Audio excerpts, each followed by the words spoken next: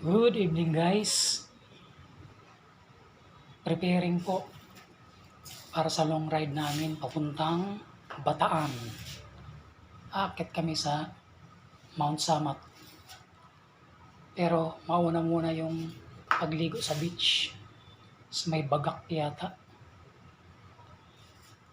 Bagak Beach. Ano ba ang mga dapat nating dalhin kapag maglo-long ride? Siyempre, unang-una, dalhin natin ang ating bike. Mag-bike ka. Joke lang. Siyempre, dalhin po natin yung mga kailangan nating mga tools, spare parts na laging kailangan kapag nag-long ride, gaya ng interior. Kailangan talaga yan. Yung mga tools na pang-ayos sa bike, pantanggal ng exterior, kailangan yan. Tapos, magdala rin kayo ng tsinelas. Para kung gusto nyo nakatsinelas, okay naman. Siyempre, magsapatos din kayo kung magsasapatos. As usual, magdadala ako ng bag kasi malayo-layo para hindi hassle yung pagdala ko ng mga gamit. Magdala rin tayo ng tubig, siyempre. Tubig. Frozen na yung tubig ko. 3. Dadalhin ko yan, lalagay ko yan mamaya. Ano pa ba? Magdala rin kayo ng ekstrang damit. Ekstrang jersey. Ano pa bang kailangan? Siyempre, kailangan din ng pocket money. Magugutom ka sa daan eh. Kailangan mo yan.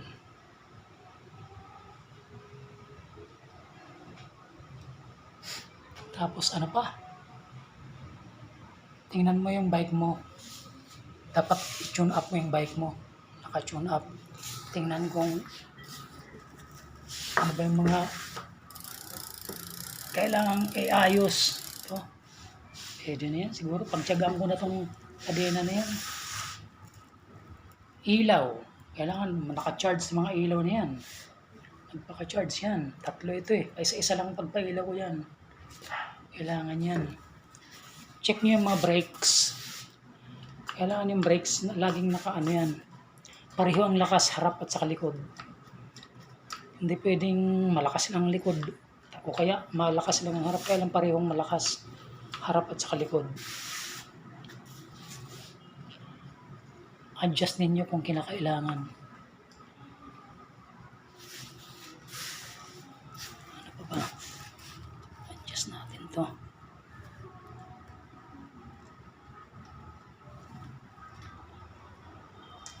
Kaya lang magdala rin ng pambomba. Kasi minsan, maraming ka kayo.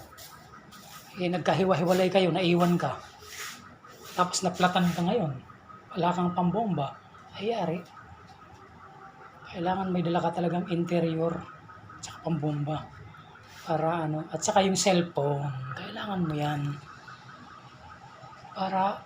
Pero kailangan mayroon kang data. Kaya load. Tapos yung number po i-send sa group chat. Yung number ko po ay 0927-890-5821. Yun lang naman ang kailangan. Saka yung sarili. Importante yung sarili mo nakahanda. Long ride yan eh. Itong ira-ride namin more or less 300 kilometers balikan. Ang ride out namin dyan sa may meeting area namin 8 PM. Kaya yung mga kasama dito, mga guys, maghanda na kayo. 8 PM po, dapat nandun na tayo sa tapat ng St. Peter. Kasi doon tayo magkikita-kita sa may tile depot, ilalim ng footbridge. Kaya umalis kayo sa inyong mga bahay. Kung malayo kayo sa inyong bahay at dito tayo magkikita-kita sa may ilalim ng footbridge, sa may tile depot, kailangan umalis kayo ng mga 7:40 o kaya 7:45. Pero kung malapit lang naman, kahit 7:50 na. Malapit lang yan, 5 minutes lang yan. Kung mula dito sa amin, malapit lang kasi wala pang 10 minutes. 5 minutes lang, nandun ka na. Yun lang muna guys. Tune up ninyo yung mga bike. Tingnan lahat. Baka may maluwag na mga tornilyo dyan. Minsan ito rin, nagkakatrouble din itong mga pedal. Nagkakatrouble din yan. Importante ito na chine-check. Tumutunog oh. Naku. Parang kulang sa langis. Baka dalhin kong spare ko niyan. Mahirap na. Okay guys. Magandang gabi uli.